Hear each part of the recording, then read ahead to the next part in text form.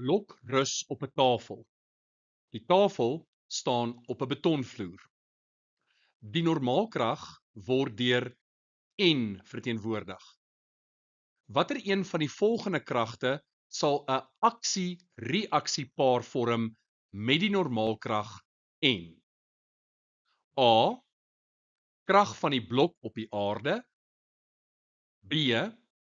Krag van die blok op die tafel. C. Krag van die tafeloppervlak op die blok. Of D. Krag van die blok op die betonvloer. Die antwoord is B. Krag van die blok op die tafel. Die tafel oefen 'n opwaartse normaalkrag op die blok uit. Dit is die aksiekrag. Tafel op die blok. Wat is die reaksiekrag?